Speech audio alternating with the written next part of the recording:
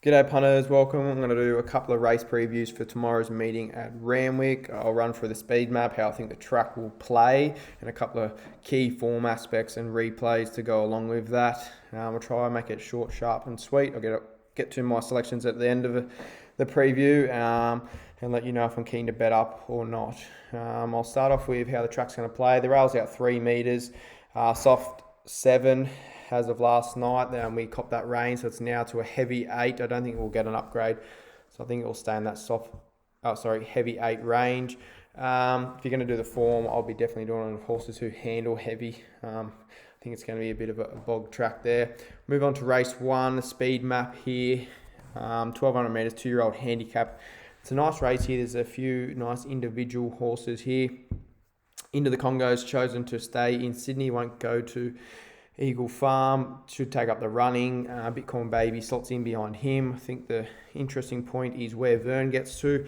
Brody Louis has options to either take this horse to sit outside the leader or take the sit in the 1-1 like the Racing New South Wales speed map has. Another interesting point is Park Avenue, drawn barrier 3. The Racing New South Wales have it back second last of rails. I think this horse is able to use its early speed and enhance its winning chances. So that's the query for mine, if that horse goes forward or not. Sacred Field in behind them, and then the Chris Waller Huriwai will round out the field and look to be charging over the top late.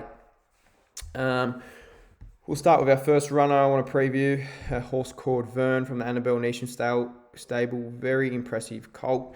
I'll show the replay of his last start win. As we can see here, sits 3 wide the trip and powers home over the top. He's a lovely looking colt. He broke the track record on this occasion. He's recorded 2 very strong last 400 figures. Just love what he did here late. He had the hardest run of the race, but he was the strongest horse late. Just watch his last 50 metres.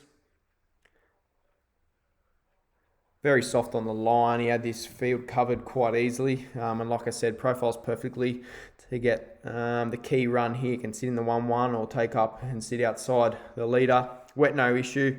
And interesting to note, Annabelle Nation came out this week and said that this was her initial Golden Slipper horse before a quick slight setback where he had to be spelled. He's a very classy individual, and I think he'll be a very nice 3-year-old colt in the making. The second horse I want to take a little look at is Park Avenue. Comes through a Saturday race where he was able to descend down the outside and win. As we can see here, far outside in the yellow cap red silks. Does get the perfect run. The horses on the inside, Sonic Star and Connexi in the green and the pink colours, they do get held up. So the key point for mine here is it could be a little bit overrated, the win, due to the horses on the inside who probably should have finished off further. Just love what he did here late. Look at him stick his nose out over the line. A very impressive win. He was good through the line. That's his second time he's recorded a good last 400 figure, up to 1200 metre suits, and he's 2 from 2. Like I said, the barrier is the big query for mine. If they use barrier 3, I think he'll be a big winning chance. If they don't use the barrier and go back to last the inside, I think it makes it very, very tricky for this horse to win. I'll use the exact same replay here. We'll just go back and restart it to preview the next horse. Sacred Field. Horse in the Derby syndication colours, the red cap, was a $2 dominant favourite at 9 a.m. race day, then drifted to $2.40 and was probably underwhelming in his performance going off the SP profile. Interesting to note, he does get the tongue tie on first time, so he could have choked down, and that could be the reasoning for his underperformance here.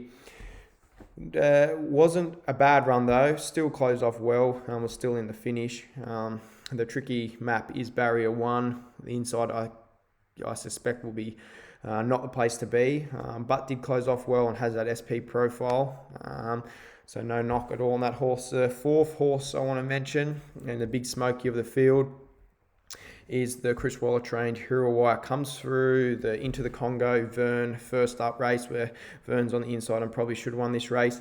Sits back last in the yellow cap light blue silks. As we can see here, just gets held up for a stride or two.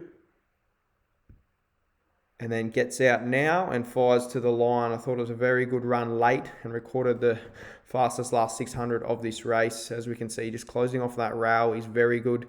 I think the big wide open Randwick track will suit him. as you can see, good for the line there too. Here with the one out the back, smoking his pipe, ready to pounce on these leaders if they go too hard. It's just whether or not that outside is the place to be this early on, and how fast they go up front will dictate how he goes. But he's definitely a winning chance. I'll run through my numbers. It's a very nice 2-year-old maiden. I think we can follow the form out of this race. On top, I've got number 4, Verne. I think he's a very smart individual. Like I said, Annabelle Nation has a high opinion of this horse, and I think he's going to go strength to strength. He's a beast in the yard. I think he'll go to another level here. Wet no issue, like I said, up to 1200, and profiles perfectly for the gun run.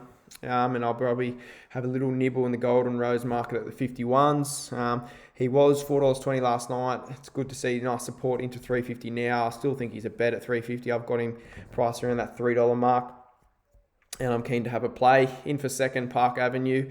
2 from 2, this horse up to 1200 suits. It's whether or not they use that barrier. I think you'll know if you're going to... you'll have the winning ticket in the first 200 metres. If they're positive of that barrier, he can definitely win. In for third, Sacred Field. Like I said, tongue tie on first time. That could be the key to this horse. He could have choked down last start, and that would be the reasoning for that poor performance. Comparison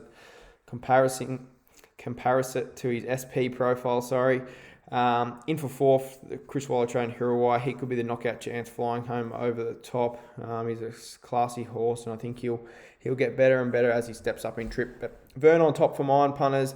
Keen to bet up, and I think he's one of the better bets of the program. So there's a preview for race 1. Tune in. I'll have a couple more coming out soon. Cheers.